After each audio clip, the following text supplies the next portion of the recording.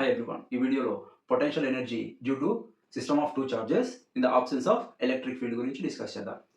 Potential energy means the work done by the external force in bringing a charge from infinity to a point in the electric field.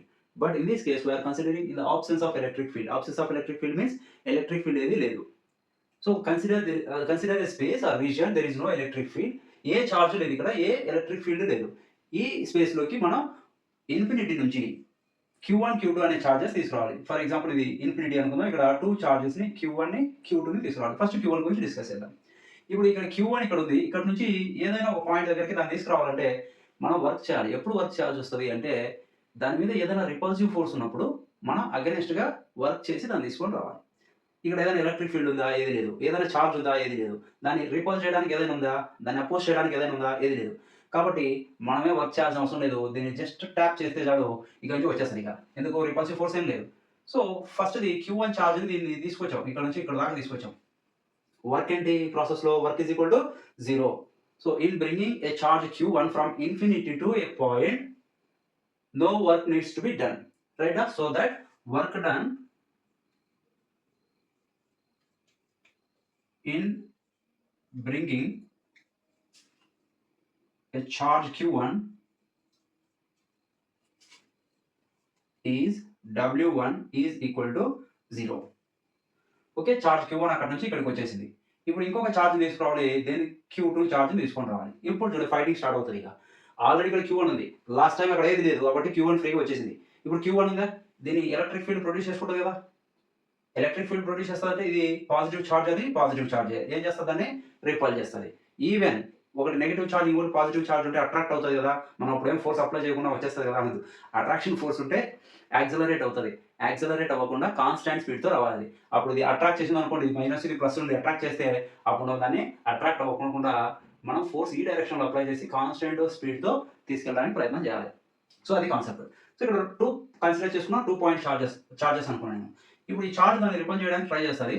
మనం ఈ డైరెక్షన్లో force apply చేసి ఇక్కడ ఉన్న చార్జ్ని ఏదైనా పాయింట్కి తీసుకొని వచ్చాం Q2.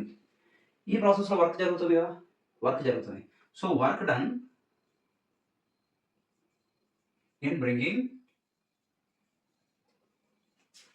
a charge Q2 is W2. W2 is equal to, మనకు ఒక రిలేషన్ ఉంది, లాస్ట్ వీడియో డిస్కస్ చేసాం. ఏంటి relation? Electrostatic potential due to point charge అని రిలేషన్ ఏంటి? W is equal to or potential is equal to, చూడు potential is equal to W by unit positive charge అని రాసాం. ఈ చార్జ్ యూనిట్ పాజిటివ్ చార్జ్ కాకుంటే normal charge Q అవుతుంది. Q అయితే Q, Q2 అయితే Q2, Q1 అయితే Q1. So W is equal to W formula కావాలి. W is equal to అవుతుంది Q into V అవుతుంది. Q into V. Q into V is equal to W. So W ని ఎలా రాయొచ్చు? Q into V into W. W is equal to Q into V. V ఏంటి? For example ఈ point తీసుకొస్తున్నాను Q2ని. ఈ point దగ్గర potential ఎంత అని. పొటెన్షియల్ ఎందుకు ఉంటుంది ఆ పాయింట్లో? ఈ సరౌండింగ్లో చార్జ్ ఉంది, దీని పొటెన్షియల్ ఎంత ఉంది ఈ పాయింట్ దగ్గర అంటే దీన్ని V1 అంటాం. కాబట్టి ఎలా రాస్తాను నేను? V1 పొటెన్షియల్ అని రాశాను. So W2 is equal to, ఇది ఎంత డిస్టెన్స్లో ఉంది ఇక్కడ నుంచి ఇక్కడికి అంటే మనం ఏమనుకుందాం, R డిస్టెన్స్లో ఉంది అనుకుందాం. R W2 is equal to, చూడండి Q2 ఏ చార్జ్ ఇది, ఏ చార్జ్ పట్టుకొని వచ్చినాము? Q2ని పట్టుకొని వచ్చినాం. W2 is equal to Q2 into V1. V1 అంటే potential due to first charge. Formula ఏంటి? 1 divided by 4 pi epsilon naught Q1 divided by R అవుతుంది. So ఇక్కడ W2 is equal to, rearrange చేసి రాద్దాం equation. 1 divided by 4 pi epsilon naught Q1 Q2 divided by R. Equation number 2 అనుకుందాం, ఇది equation number 1. So total ప్రాసెస్లో ఎంత work చేసాం? First time ఏమైనా వర్క్ చేసాం? Q1 తెచ్చేప్పుడు ఏం లేదు, 0. సెకండ్ చార్జ్ Q2 తీసుకొచ్చేప్పుడు మాత్రం వర్క్ జరిగింది. టోటల్ వర్క్ అంటే రాస్తాము W1 plus W2. So total work done in assembling